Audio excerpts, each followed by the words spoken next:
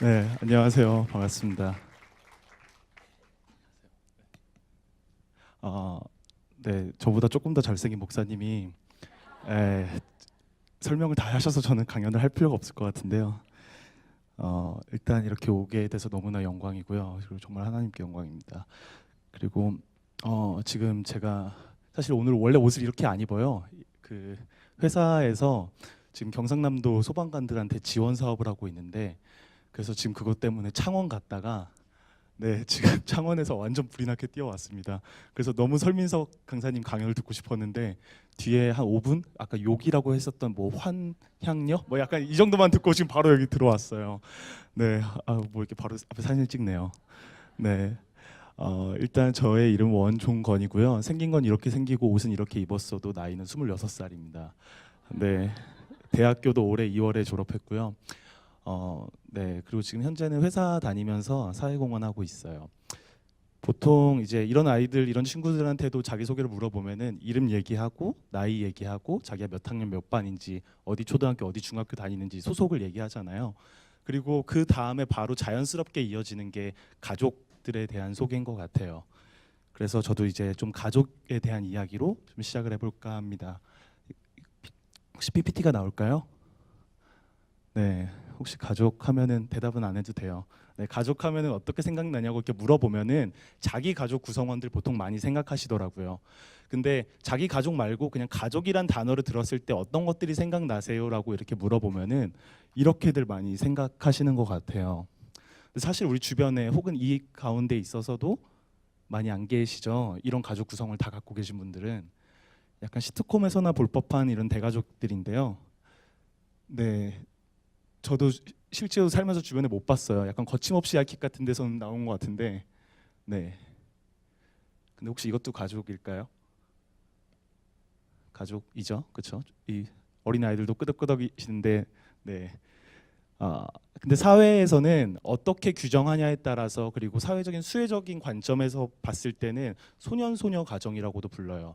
다만 아빠와 엄마가 왜 없는지는 아무도 모를 수는 있지만 우리는 이런 가족들을 그렇게 칭하고는 있습니다. 조금 다른 가족도 한번 보여드릴게요. 그리고 제가 오늘 저기 청각장애인분들 수화 통역하신 분도 계셔서 조금 네, 강연을 천천히 얘기할 거니까 졸리면 주무세요. 네. 반대로 할아버지 할머니가 계셨는데 이젠 또 안 계십니다. 안 계셨던 아버님이 갑자기 생겼고요. 어머님은 여전히 안 계세요.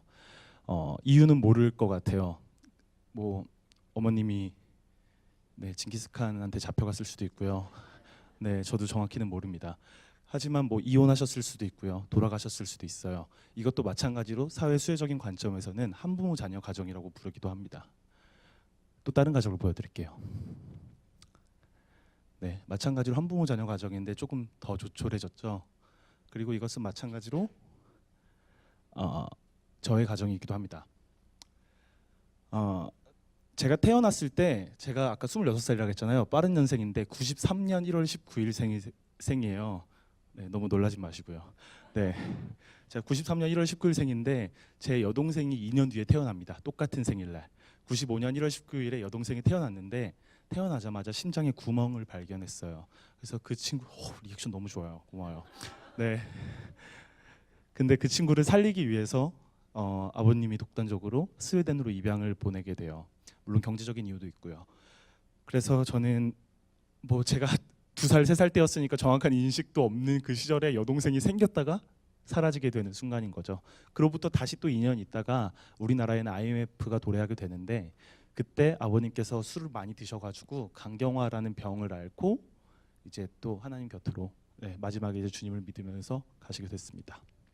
그 이후로 어머님이랑 저랑 단 둘이 살게 됐어요. 보여주셔야 될 것 같은데요. PPT를 네. 근데 어머님 굉장히 특별하신 분이세요. 아시다시피 네. 장애를 가지셨거든요. 그리고 장애를 하나만 가져도 굉장히 힘들 텐데 장애를 2가지를 갖고 계세요. 바로 시각, 청각 장애를 갖고 계시는데요. 우리가 보통 TV 볼 때 시청자라고 하잖아요. 네, 그래서 보고 듣는 그리고 사람들과 사람 간에 커뮤니케이션 할 수 있는 그런 장애들을 갖고 계시는 거죠. 그래서 어머님은 이 시각, 청각 중복 장애를 갖고 있는데 사실 청각 장애가 선천적으로 보면은 이런 언어기관과 같이 결부돼서 언어장애까지 같이 오게 됩니다. 그래서 어머님은 굉장히 다양한 장애를 갖고 계세요. 100년 전에도 이런 사람 있는 거 혹시 아세요? 네. 여기 이렇게 교육열이 높나요? 네, 헬렌 켈러라는 분이 계시고요. 그리고 헬렌 켈러 하면 항상 같이 떠오르는 사람이 있죠. 네, 앤 설리번 선생님이 계십니다. 아까 그 영상에도 나왔겠지만 100년 전에는 설리번이 헬렌 켈러를 키웠다면 이제는 오히려 헬렌 켈러가 저 같은 설리번을 키워낸 것이기 때문에 저는 혹시 뭐 세상에 또 다른 헬렌 켈러들이 존재한다면 저는 그런 사람들을 위해서 살고 싶다고 항상 기도하면서 살고 있습니다. 네, 이거는 고등학교 때예요. 제가 근데 이런 중복장애 어머니랑 단 둘이 살았다고 해서 그렇게 조금 뭐 막 소극적으로 살진 않았었어요. 굉장히 적극적으로 살고 뭐 나름 약간 저 혼자만 재밌지만 약간 위트 있는 삶을 살려고 노력을 많이 하고 있고요. 근데 이런 어머니였기 때문에 그리고 이런 어머니였어야지만 제가 배울 수 있었던 것들도 분명히 존재했던 것 같아요.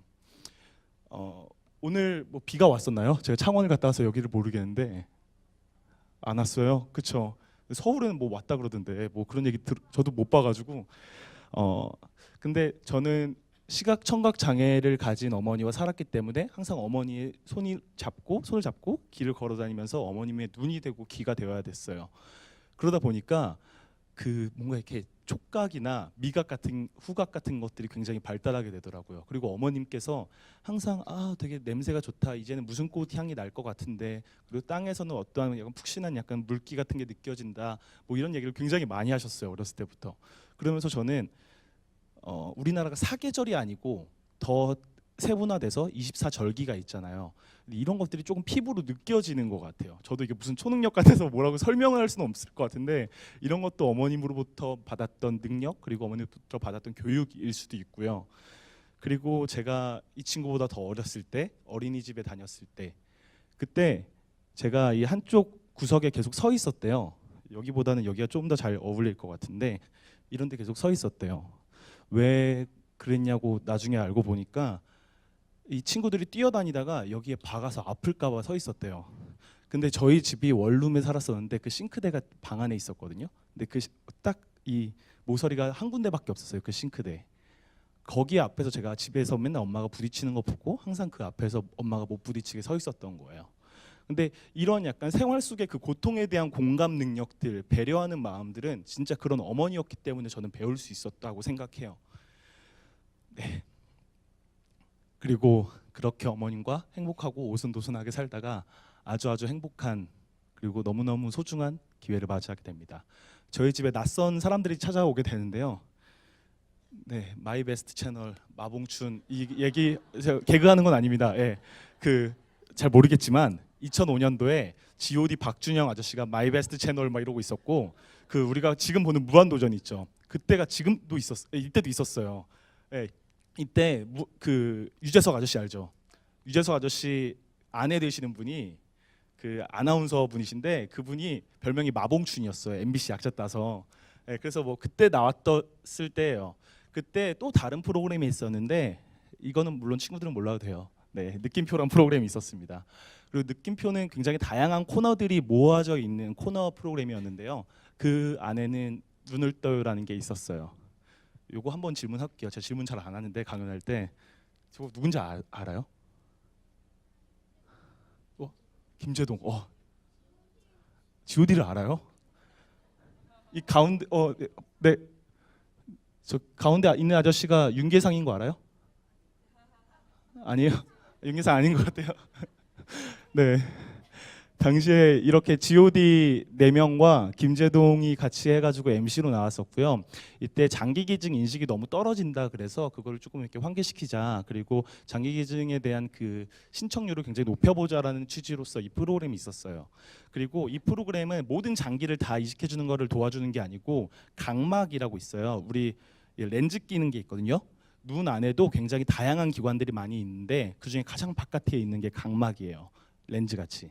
근데 그 각막을 이식해 주는 거. 다른 사람이 장기를 기증해서 그거를 이제 바꿔주는 거를 장기 기증 그리고 각막 기증이라고 하는데 그런 수술을 지원해 준 프로그램이었어요.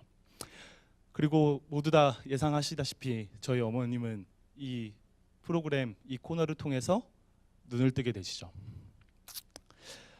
근데 이때는 생방송이 아니었어요. 네, 녹화 방송인데 요새도 막 프로듀스 101 이런 거 보죠. 막 진짜 사나이 막 봤었고, 그쵸? 네, 앞에 있으니까 아이들에 맞춰서 강연하게 되네요. 네. 근데 이 녹화 방송의 묘미는 이제 편집이 가능하다라는 거죠. 그리고 여기에 지금 나왔던 이 공통점들처럼 저는 따로 이렇게 불려서 이 의자에 앉아가지고 인터뷰를 하게 돼요. 그래서 PD 분이 이렇게 와가지고 저한테 이렇게 물어봤어요. 그 종건군, 종건아, 엄마가 만약에 눈을 뜨게 되고 종건이를 처음 보게 된다면은 제일 처음에 뭐라고 할 것 같아?라고 이렇게 물어봤어요. 근데 물어봤을 때 제가 뭐라 그랬냐면 이제 눈이 보이니까 앞으로 열심히 일해서 돈 많이 벌어서 네가 먹고 싶어하는 것들 다 먹게 해주고 데려가고 싶은데 다 데려가게 해줄게라고 이렇게 얘기했거든요. 그 왼쪽 아래 플레이 버튼 한번 눌러주세요.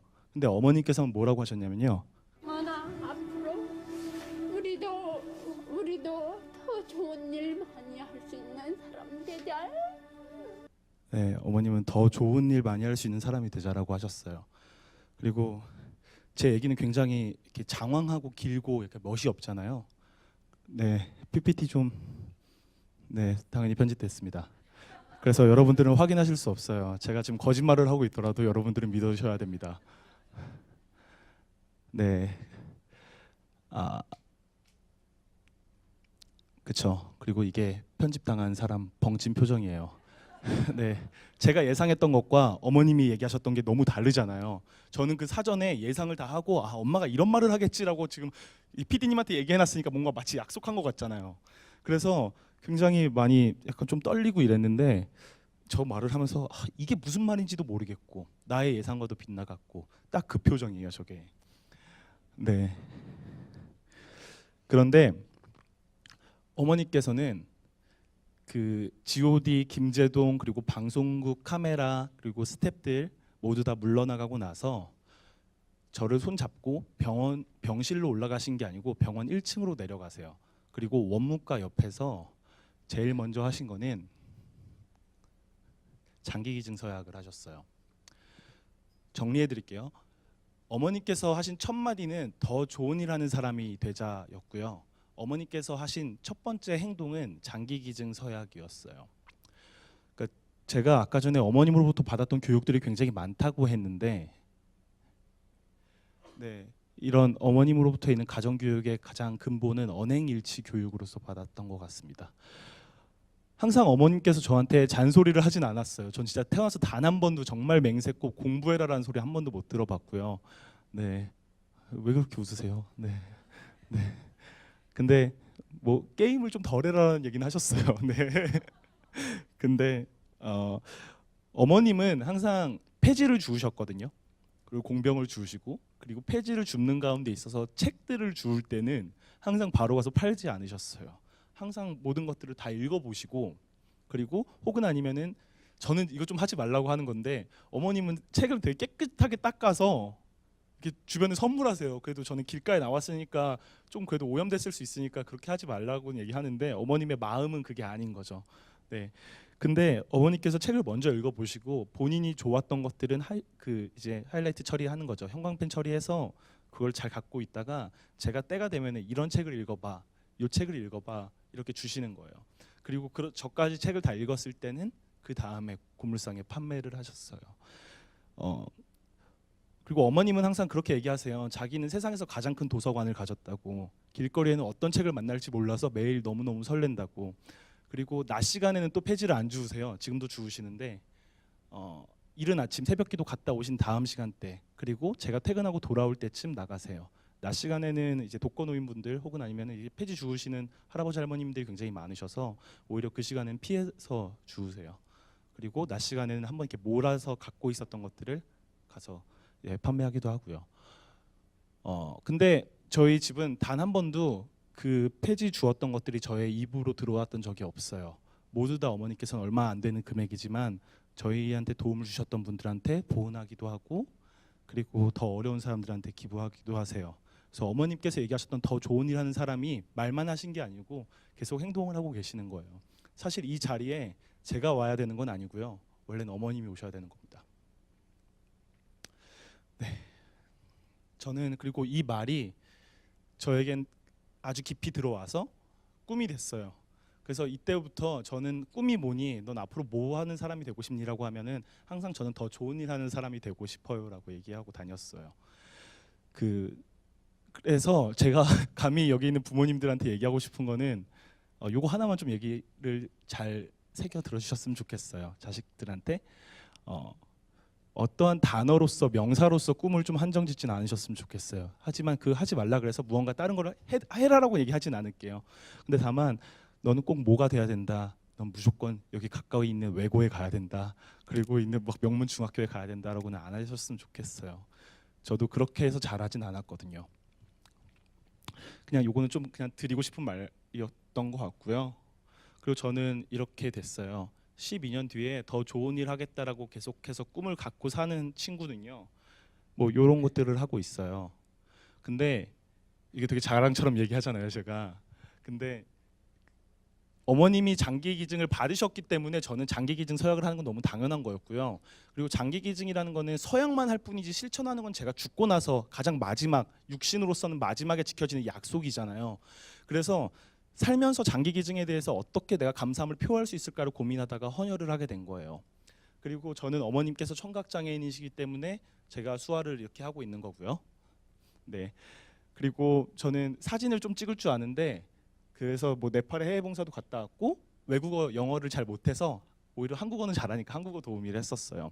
그냥 저는 무언가를 베풀기 위해서 새로운 걸 찾아 떠나진 않았던 것 같아요. 그냥 제가 갖고 있는 것들 중에 조금 더 여유 있고 풍족한 것을 조금 더 필요한 사람한테 그리고 아무런 대가 없이 나눠줬던 것 같아요.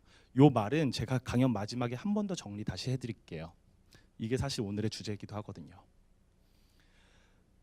그리고 저는 저렇게 봉사하는 것뿐만 아니고 지금 이베이 코리아라는 회사에서 사회공헌을 담당하고 있어요. 오히려 옛날에는 받는 사람이었다면요, 이제는 받기도 하지만 때로는 이게 조금씩 줄 수도 있는 사람으로 성장하고 있는 것 같아요. 네, 그래서 저는 그리고 계속해서 받는 것들에서 너무 익숙해져 있었기 때문에 그냥 계속해서 받겠다로 성장하는 거는 전혀 아니었고요. 받는 사람의 마음을 아니까 줄 때 주고 싶은 사람의 마음으로 주는 게 아니고 받고 싶은 사람이 어떤 걸 받고 싶을까를 계속 고민하면서 주게 되는 것 같아요. 그래서 지금은 사회공헌 담당자가 된 지 이제 6개월밖에 안 됐기 때문에 일 얘기는 좀 아닌 것 같고요.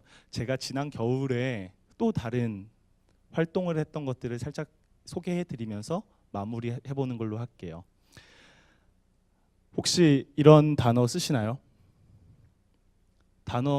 이런 단어 지금 진짜 나 정말 많이 쓴다라고 지금 생각하고 손 드시는 분 혹시 계세요? 네, 지금 제가 꼼꼼히 찾아봤는데 안 계시는 것 같아요.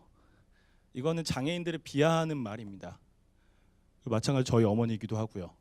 그리고 저는 그런 장애인 어머니를 둔 가족 구성원이기 때문에 이런 얘기를 들을 때 굉장히 불편해요. 그런데 혹시 이런 단어 쓰신 분 있으세요? 써보신 분 있으신가요? 네, 그렇죠. 이제 좀 용기가 없어서 못 드시는 분들도 있는데 대부분이 쓰시는 거라고 알고 있어요. 겨울은 매년 찾아와요. 제가 아까 말씀드렸던 사계절 24절기처럼 겨울은 매번 찾아오는데 그때마다 그 겨울 속에 항상 사용하게 되는 용품이 방한용품이라고 있어요. 그리고 또 지금 친구들 잘 모르니까 제가 설명해 드릴게요. 어머니께서 이제 그 벙어리 장갑이 뭔지 이제 따님한테 설명하고 있는데, 네, 이렇게 생겼어요. 손가락이 엄지는 따로 들어갔고 검지부터 새끼 손가락까지가 이렇게 따로 들어가는 장갑을 벙어리 장갑이라고 부르고 있었어요. 근데 저는 이 얘기를 들었을 때 굉장히 불편했거든요. 공주와 완두콩 혹시 동화 아세요? 이 공주를 진짜 공주인지 알아보기 위해서 완두콩을 넣어놓고 이 사람이 정말 잘 자는지를 보려고 한 건데 이 공주가 계속 밤에 잠을 설쳐요. 그래서 이 사람한테는 정말 막 당장 죽는 그런 불편함은 아니지만 정말 그냥 삶에서 꾸준하게 옆에 있는 아주 작은 완두콩 같은 거예요. 그리고 저한테 있어서의 그 완두콩이 바로 이 벙어리 장갑이라는 단어였던 거예요. 저는 그냥 제가 불편했기 때문에 이 완두콩을 빼는 활동을 지난 겨울에 시작했어요. 제가 학생으로서 초, 중, 고, 대학생을 다 살고 이제 사회로 뛰어들기 전에 정말 학생으로서 배워왔던 것들에 대해서 세상에 메시지를 던지고, 그리고 정말 불편했던 그 완두콩을 빼고 나는 정말 세상에 뛰어들겠다라는 생각으로 친구들을 모아서 같이 시작하게 됐어요. 이것도 동영상인데 왼쪽 아래 플레이 버튼을 눌러주시겠어요? 참고로 이거는 소리가 없습니다.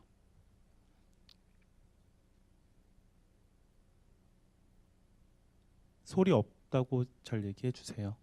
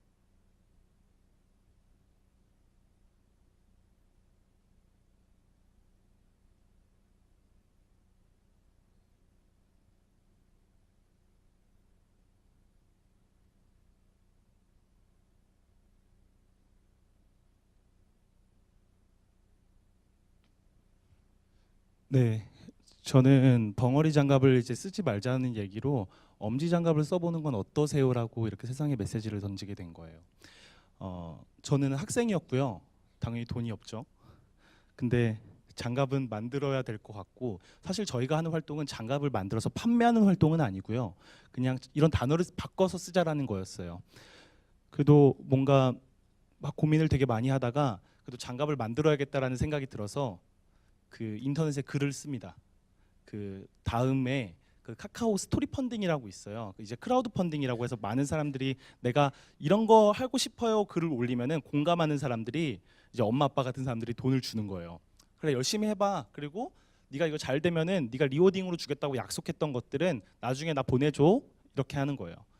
그래서 제가 2달 동안 300만 원을 목표로 했어요.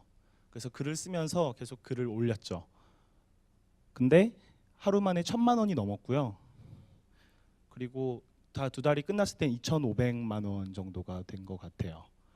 네, 844%가 달성했네요. 그 장갑은 이렇게 생겼어요. 아까 보여드렸던 것처럼 여기 보면은 그냥 기본적으로 엄지 색깔이 좀 튀게 나와 있고요. 그리고 여기 위에는 수화로 네, 사랑합니다가 네, 여기 지금 여기 있어요. 네. 그래서 그 사람들이 그냥 간접적으로 수화도 좀 알려드리려고 노력을 했고요. 아까 동영상에서 나왔는데 보셨는지 모르겠지만 청각장애인들은 겉으로 티나지 않아요. 대화해보기 전까지 모르거든요. 그래서 오히려 어쩌면 그런 사람들이기 때문에 우리가 복지적인 혜택을 드릴 때 조금 늦게 드리진 않았나라는 생각을 좀 한번 해보게 돼요. 그리고 저는 장애인들이 다 이렇게 기울어져 있다라고 좀 저는 생각하고 있었거든요. 그래서 이 장갑을 끼면은 제가 여자 걸 가져와서 색깔도 그렇고 네 이렇게 기울어져 있어요. 네 이거 만드느라고 굉장히 돈이 많이 들었어요. 네 근데 이 기울어져 있는 것 때문에 어떻게 하자고 좀 이렇게 바꿨냐면 저기 보이세요 자세? 네 이렇게 하면 이게 수평처럼 보이시나요?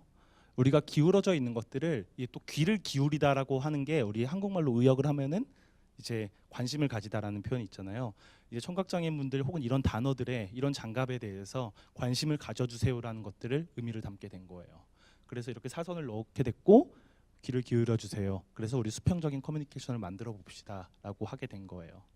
근데 이게 모두의 그 목표가 있겠지만 저희 팀이 7명이거든요. 그리고 팀 이름은 아까 전에 헬렌 켈러 선생님인 설리번이 저희 팀 이름이에요. 그래서 저를 포함해서 7명이 있거든요.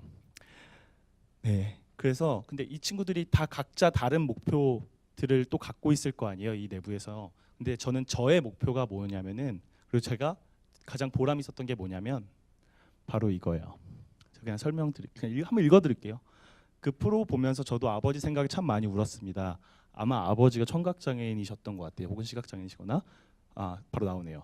저도 농아인이셨던 아버지의 귀한 딸이었습니다. 감사합니다.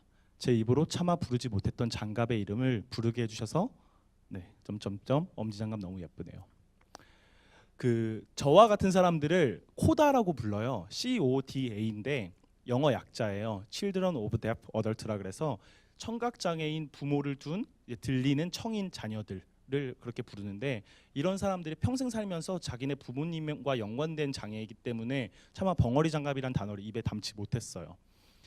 그래서 저는 이런 분들이 이런 댓글들, 리액션을 남겨주셨을 때 굉장히 많이 보람됐어요. 저는 저의 완두콩을 뺀 건데 저와 같은 불편함을 가지고 있었던 사람들의 모두를 위해서 바꿨던 거예요. 그리고 이런 프로젝트를 같이 하는 사람들은 이렇게 있어요. 밑에부터 설명드리면은 패션 디자이너, 뉴발란스 수석 디자이너고요. 그리고 다 뭐 이렇게 개발자들도 있고 뭐 굉장히 다양한 친구들이 있어요. 저희는 좀 웃기지만 가장 많은 직업은요 취준생이에요. 네, 취업을 준비하는 사람들. 네, 그러니까 쉽게 말해서 백수예요. 근데 능력들이 너무 좋아요. 지금 저희 가운데 있는 여자 서 있는 백수는요, 그 광고를 전공해요. 그리고 전 세계적으로 세계 광고제가 세 가지가 있어요. 깐느 광고제, 뉴욕 광고제, 끌리오 광고제가 있는데 작년 2016년에는 끌리오 광고제에서 상을 받았어요. 정말 능력 장난 아니죠. 그리고 밑에 있는 저 친구는 엄지장갑을 다 디자인한 패션 디자이너인데 지금 뉴발란스 수석 디자이너고 경희대 의상학과도 막 수석으로 졸업하고, 그리고 오른쪽에 있는 저 친구도 이화대 영상 디자인인데 아까 보셨던 영상 다 만들고 지금 또 다른 프로젝트를 계속 하고 있어요. 저희가 지금 이제 설리번이 시각장애인, 청각장애인을 위한 어떤 프로젝트를 계속해서 하고 있어요. 아마 이 엄지장갑 프로젝트는 내년 겨울에 여러분들이 또 다시 마주하실 수 있을 것 같고요. 그리고 저희가 이어 프로젝트라고 해서 청각장애인들과 그리고 수화통역사 분들이 있고요. 저희 같은 들리는 청인들이 있어요. 근데 청인들 입장에서 수화통역사를 부를 때는 그냥 전화로 굉장히 간단하게 부르면 되잖아요. 근데 농인 입장에서 수화통역사를 부를 때는 문자, 카카오톡, 영상통화 정도로밖에 못 불러요. 근데 우리가 흔히들 이제 컴퓨터로 회의실들, 회사 다니시는 분들 회의실 예약하거나 아니면 핸드폰으로 뭔가 어플 예약하는 거 되게 쉽잖아요. 영화 예매도 많이 하시고. 근데 그런 것처럼 수화통역사의 시간대도 충분히 예약할 수 있겠다라는 생각이 들어서 귀이어, 그리고 사람과 사람을 이어주다 해서 이어 프로젝트를 지금 두 번째 프로젝트로 준비하고 있고요. 그리고 청각장애인 분이 썼던 블로그에서 자기는 버스에서 좀 자고 싶다라고 하는 분도 있었어요. 물론 버스가 자는 공간은 아니지만 잘 수도 있잖아요. 그래서 저희는 거기서 아이디어를 착안해서 소문자 Z랑 대문자 Z가 이게 쿨쿨 잠자다라는 영어 표기거든요. 그래서 그런 분들이 대중교통에서도 주무실 수 있게끔 자기가 내리는 역만 설정하면은 그 한 정거장 전부터 웨어러블 디바이스랑 핸드폰에서 무한 진동을 울리는 더블 Z 프로젝트도 하고 있어요. 그것들을 다 지금 저희 7명이서 하고 있거든요. 근데 공교롭게 다 취준생들이 많아요. 근데 이 친구들이 결론입니다. 네. 각자 본업도 없고 그리고 각자 취준생인데 이런 프로젝트를 하면서 자기들이 굉장히 큰 희열을 느끼고 있어요. 저도 회사 다니면서 하면서 너무너무 행복하고요. 제가 말씀드리고 싶은 더 좋은 사람이 돼야 되는 것들, 그리고 어떻게 하면 봉사에 대한 정의일 수도 있을 것 같아요. 사실 이것만 잘 외우고 가면은 오늘 집에 가면은 칭찬 들을 수 있어요. 치킨 먹을 수 있어요. 힘내요. 세 가지만 기억하면 돼요. 내가 가지고 있는 것 중에 조금 부족한 게 있을 수 있어요. 시간이 많은 사람도 있을 수 있고요. 돈이 많으신 분들도 있고요. 아니면 나 운전을 좀 잘해야 하면 운전 능력도 있을 수도 있을 것 같아요. 그러면은 자기가 지금 풍족한 것을, 그리고 두 번째, 꼭 필요한 사람한테, 그냥 아무나 이렇게 주는 게 아니고 꼭 그게 필요한 사람들이 있을 거예요, 살면서. 그런 사람들한테 대신 마지막이 또 제일 중요해요. 아무런 대가 없이 아무것도 바라지 말고 그냥 주는 것들. 네, 이게 저는 더 좋은 사람이 돼야 되는 가장 기본적인 룰이라고 보고요. 이게 봉사하는 마인드라고 생각해요.